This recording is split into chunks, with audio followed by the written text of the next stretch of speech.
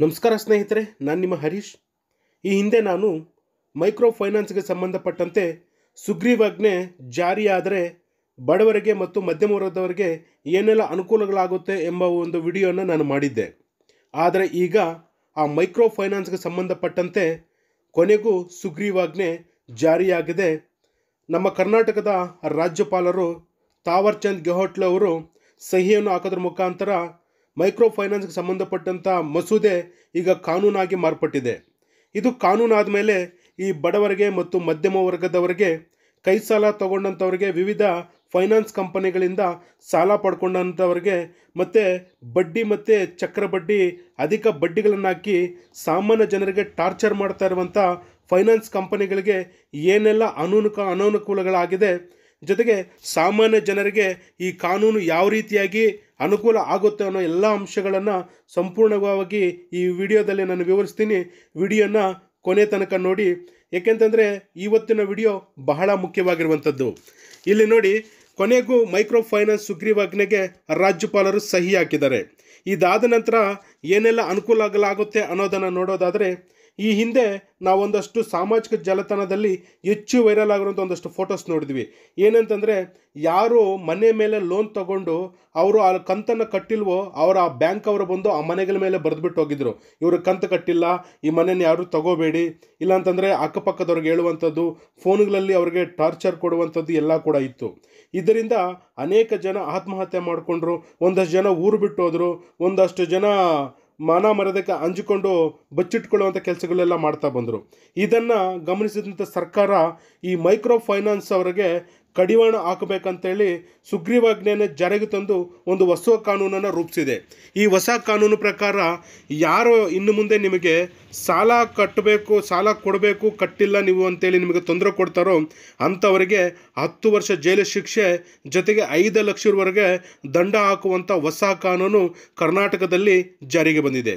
ಬನ್ನಿ ಹಾಗಾದರೆ ಈ ಸುಗ್ರೀವಾಜ್ಞೆಯಲ್ಲಿ ಏನೆಲ್ಲ ಅಂಶಗಳಿದೆ ಅನ್ನೋದನ್ನು ನಾವು ನೋಡೋದಾದರೆ, ಅನಧಿಕೃತ ಕಂಪನಿಗಳು ಸಾಲ ವಸೂಲಿ ಮಾಡುವಂತಿಲ್ಲ. ಇಲ್ಲಿ ಅನಧಿಕೃತ ಅಂತಂದರೆ ಯಾರು ಸರ್ಕಾರದಿಂದ ಲೈಸೆನ್ಸನ್ನು ಪಡ್ಕೊಳ್ಳೋದಿರನೇ ಅವ್ರಿಗಿಷ್ಟ ಬಂದಂತೆ ಬಡ್ಡಿಯನ್ನು 10 ರೂಪಾಯಿ ಬಡ್ಡಿ, 20 ರೂಪಾಯಿ ಬಡ್ಡಿ, ವಾರದ ಬಡ್ಡಿ ಈಗೆಲ್ಲ ತೊಗೊಂಡು ಜನರಿಗೆ ತೊಂದರೆ ಕೊಡ್ತಾ ಇರ್ತಾರೋ ಅವ್ರು ಯಾರೂ ಲೈಸೆನ್ಸ್ ಪಡೆದಿರಲ್ಲ ಅಂತ ಅರ್ಥ. ಆ ಥರ ಯಾರು ಲೈಸೆನ್ಸ್ ಪಡೆದಿರ ನಿಮಗೆಲ್ಲ ಸಾಲಗಳು ಕೊಟ್ಟು ಈಗ ತೊಂದರೆ ಕೊಡ್ತಿದ್ದಾರೋ ಅವ್ರಿಗೆಲ್ಲರಿಗೂ ಕೂಡ ಇನ್ನು ಮುಂದೆ ಈ ಹೊಸ ಕಾನೂನು ಕಂಟಕವಾಗಲಿದೆ. ಅದರ ಜೊತೆಗೆ ಅಕ್ರಮವಾಗಿ ವಿಧಿಸಿದ ಬಡ್ಡಿ ಸಂವಿಧಾನ ಬಾಹಿರ ಅಂತಂದರೆ, ಸರ್ಕಾರಕ್ಕೆ ಇವರು 1 ರೂಪಾಯಿ 2 ರೂಪಾಯಿ ಬಡ್ಡಿ ಕೊಡ್ತೀವಿ ಅಂತೇಳಿ ಕೆಲವರು ಲೈಸೆನ್ಸ್ ಮಾಡಿಸ್ಕೊಂಡಿರ್ತಾರೆ. ಆದರೆ ಸರ್ಕಾರದ ಗಮನಕ್ಕೆ ಬರ್ದಿರನೇ ಇವ್ರು ಇಷ್ಟಾನುಸಾರ ಬಡ್ಡಿ ಚಕ್ರ ಬಡ್ಡಿಗಳು ಹಾಕಿ ಸಾಮಾನ್ಯ ಜನರಿಗೆ ತೊಂದರೆ ಕೊಡ್ತಾ ಇರ್ತಾರೆ. ಅಂಥವರಿಗೆ ಈ ಕಾನೂನು ಬಹಳ ಕಠಿಣವಾಗಲಿದೆ. ಯಾಕೆಂತಂದರೆ ಅವ್ರು ಹೇಳ್ತಾರೆ, ನಾವು ಸರ್ಕಾರದಿಂದ ಪರವಾನಗಿ ಪಡೆದಿದ್ದೀವಿ ಅಂತ. ಆದರೆ ಪರವಾನಗಿ ಲೈಸೆನ್ಸ್ ಅವ್ರು ಪಡೆದಿದ್ದರೂ ಕೂಡ ಬಡ್ಡಿ ಕಮ್ಮಿ ಇರುತ್ತೆ. ಆ ಥರ ಜಾಸ್ತಿ ಬಡ್ಡಿ ತಗೊಳ್ಳೋರಿಗೆ ಈ ಕಾನೂನು ತುಂಬ ಕಷ್ಟ ಆಗುತ್ತೆ. ಅದರ ಜೊತೆಗೆ ಕಾನೂನಾತ್ಮಕವಾಗಿ ಕೋರ್ಟ್ಗಳಿಂದ ಅರ್ಜಿಯ ವಿಚಾರಣೆ ಅಸಾಧ್ಯ.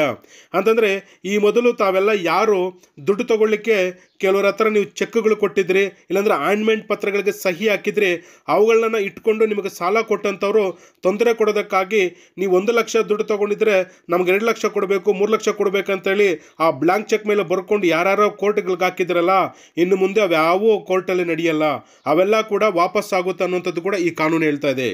ಅದರ ಜೊತೆಗೆ ಸಾಲ ವಸೂಲಾತಿ ಕಿರುಕುಳಕ್ಕೆ 5 ಲಕ್ಷ ರೂವರೆಗೂ ದಂಡ.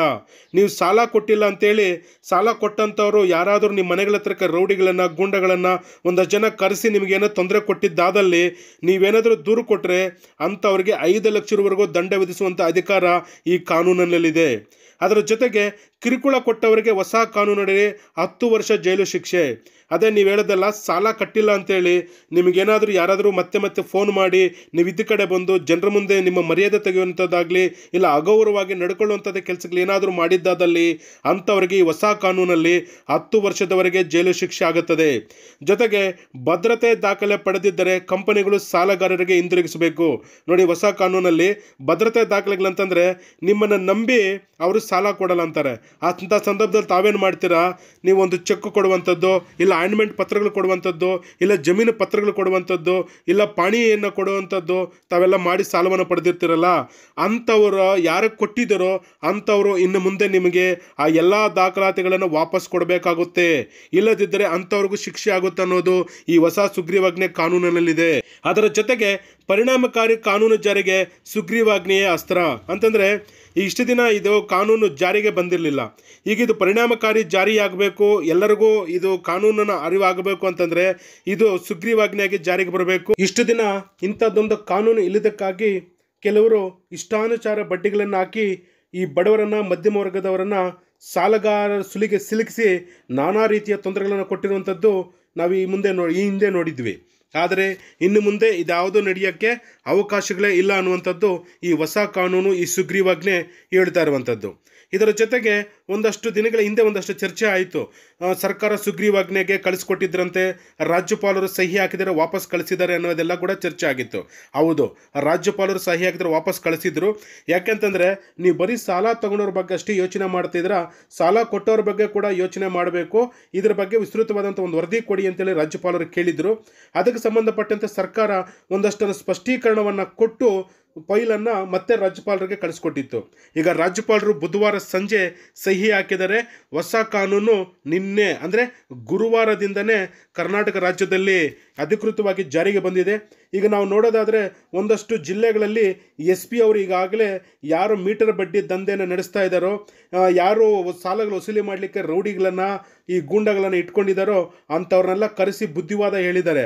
ನನ್ನ ಹತ್ರಕ್ಕೆ ಯಾವುದೇ ದೂರು ಬಂದರೂ ಕೂಡ ನಾವು ಅದನ್ನು ಸೀರಿಯಸ್ ಆಗಿ ತೊಗೊತೀವಿ, ಜೈಲಿಗೆ ಕಳಿಸೋ ಎಚ್ಚರಿಕೆಯನ್ನು ಕೂಡ ಒಂದಷ್ಟು ಜನ SP ಬೇರೆ ಬೇರೆ ಜಿಲ್ಲೆಗಳಲ್ಲಿ ಹೇಳಿದ್ದಾರೆ. ಹಾಗಾಗಿ ತಮಗೂ ಅಷ್ಟೇ, ಯಾರಾದರೂ ಅನಧಿಕೃತವಾಗಿ ಸಾಲ ತಾವು ತಗೊಂಡಿದ್ರೆ, ಅನಕ್ಷಕವಾಗಿ ತಮಗೆ ಕಿರುಕುಳ ಕೊಟ್ಟರೆ, ತೊಂದರೆ ಕೊಟ್ಟರೆ ತಾವ್ಯಾರು ಎದುರೋ ಹಂಗಿಲ್ಲ. ಇನ್ನು ಮುಂದೆ ಜಿಲ್ಲಾ ಮಟ್ಟದಲ್ಲಿ DYSP ಹಂತದಲ್ಲಿ ಒಂದು ಸಮಿತಿಯನ್ನು ರಚನೆ ಮಾಡಿ ಅವರ ಹಂತದಲ್ಲಿ ವಿಚಾರಣೆ ಮಾಡುವಂಥ ವ್ಯವಸ್ಥೆ ಕೂಡ ಸರ್ಕಾರ ಮಾಡ್ತಾ ಇದೆ. ಈಗೇನಾದರೂ ತಮ್ಗೆ ಯಾರಾದರೂ ತೊಂದರೆ ಕೊಟ್ಟಿದ್ದಾದಲ್ಲಿ ನೀವು ಯಾವುದೇ ಅಂಜದೆ ಅಲುಕಿಲ್ಲದೆ ತಾವು ಊರು ಬಿಟ್ಟು ಹೋಗೋಕ್ಕಿಂತ ಮುನ್ನ, ತಮ್ಮ ಪ್ರಾಣವನ್ನು ಕಳ್ಕೊಳ್ಳೋಕ್ಕಿಂತ ಮುನ್ನ ನಿಮ್ಮ ಸ್ಥಳೀಯ ಪೊಲೀಸ್ ಸ್ಟೇಷನ್ಗೆ ತಾವು ದೂರನ್ನು ಕೊಡಿ. ಯಾಕಂತಂದರೆ ಈ ವಿಚಾರ ಎಲ್ಲ ಕಡೆ ಚರ್ಚೆ ಆಗೋದ್ರಿಂದ ಪೊಲೀಸರು ಕೂಡ ಈಗ ಸಾಲ ತಗೊಂಡವರ ಪರವಾಗಿ ನಿಂತ್ಕೊತಾ ಇದ್ದಾರೆ. ಇಲ್ಲ ಒಂದಷ್ಟು ಸಮಯಾವಕಾಶವನ್ನು ಕೊಡಿಸುವಂಥ ಕೆಲಸ ಕೂಡ ಈಗೆಲ್ಲ ನಡೀತಾ ಇದೆ. ಹಾಗಾಗಿ ಇಂಥ ಕಾನೂನೊಂದು ನಮ್ಮ ರಾಜ್ಯಕ್ಕೆ ಬೇಕಾಗಿತ್ತು. ಅಂಥ ಹೊಸ ಕಾನೂನನ್ನು ಕರ್ನಾಟಕ ಸರ್ಕಾರ ಜಾರಿಗೆ ತಂದು ಅನೇಕ ಜನರನ್ನು ಇವತ್ತು ಉಳಿಸ್ಕೊಳ್ಳೋ ಪ್ರಯತ್ನ ಮಾಡ್ತಾ ಇದೆ ಅಂದರೆ ತಪ್ಪಾಗಲಾರದು. ಈ ಹೊಸ ಕಾನೂನಿಗೆ ರಾಜ್ಯಪಾಲರು ಸಹಿ ಹಾಕಿದ ತಕ್ಷಣ ಮಾತನಾಡಿದಂಥ ಕರ್ನಾಟಕ ಸರ್ಕಾರದ ಮುಖ್ಯಮಂತ್ರಿ ಸಿದ್ದರಾಮಯ್ಯರವರು, ಕಿರುಕುಳಕ್ಕೆ ಹೆದರಬೇಡಿ, ನಿಮ್ಮ ಜೊತೆ ನಾವಿದ್ದೇವೆ ಅನ್ನೋ ಮಾತನ್ನು ಹೇಳ್ತಾ, ಮೈಕ್ರೋ ಫೈನಾನ್ಸ್ ಕಂಪನಿಗಳು ಸಾಲ ವಸೂಲಾತಿ ನೆಪದಲ್ಲಿ ಸಾಲ ಪಡೆದವರಿಗೆ ನೀಡುತ್ತಿರುವ ಕಿರುಕುಳವನ್ನು ತಡೆಯಲು ರೂಪಿಸಲಾದ ಸುಗ್ರೀವಾಜ್ಞೆ ರಾಜ್ಯಪಾಲರ ಅಂಕಿತ ದೊರೆತಿದೆ. ಮೈಕ್ರೋ ಫೈನಾನ್ಸ್ಗಳ ನಿಯಮ ಬಾಹಿರ ಸಾಲ ವಸೂಲಿ ಕಿರುಕುಳ ವಿರುದ್ಧ ಜನರಿಗೆ ಹೊಸ ಕಾನೂನು ರಕ್ಷಣೆ ನೀಡಲಿದೆ. ಮೈಕ್ರೋ ಕಿರುಕುಳಕ್ಕೆ ಎದುರಿ ಯಾರೊಬ್ಬರು ದುಡುಕಿನ ನಿರ್ಧಾರ ಕೈಗೊಳ್ಳಬೇಡಿ, ನಿಮ್ಮ ಜೊತೆ ನಮ್ಮ ಸರ್ಕಾರ ಇದೆ ಎನ್ನುವ ಭರವಸೆ ಮಾತುಗಳನ್ನು ಕೂಡ ಮುಖ್ಯಮಂತ್ರಿಗಳು ಹೇಳಿದ್ದಾರೆ. ಇದರಿಂದ ಕರ್ನಾಟಕ ಜನತೆಗೆ ಒಂದಷ್ಟು ನಿಟ್ಟುಸಿರು ಬಿಟ್ಟುವಂತಾಗಿದೆ. ಹೀಗಾಗಿ ಈ ಹೊಸ ಕಾನೂನಿನ ಈ ಪರಿಚಯ ಎಲ್ರಿಗೂ ಆಗಬೇಕು. ಯಾರು ಹಳ್ಳಿಯಲ್ಲಿ ಈ ಕಾನೂನುಗಳ ಬಗ್ಗೆ ತಿಳಿದಿದ್ದಾರೋ ಅಂಥವರೆಲ್ಲರೂ ಕೂಡ ಹಳ್ಳಿ ಜನರಿಗೆ ಈ ಹೊಸ ಕಾನೂನನ್ನು ತಿಳಿಸಿ, ಸಾಲಗಾರರಿಂದ ಕಿರುಕುಳ ಅನುಭವಿಸ್ತಾ ಅಂಥವ್ರಿಗೆ ಈ ವಿಡಿಯೋ ತೋರಿಸಿ ಅವ್ರಿಗೂ ಒಂದಷ್ಟು ಅನುಕೂಲ ಆಗಲಿ ಅನ್ನುವಂಥದ್ದು ನನ್ನ ಆಶಯ. ಇದು ಇವತ್ತಿನ ವಿಡಿಯೋ ಸ್ನೇಹಿತರೆ. ವಿಡಿಯೋ ನೋಡಿದ್ದಕ್ಕಾಗಿ ಧನ್ಯವಾದಗಳು.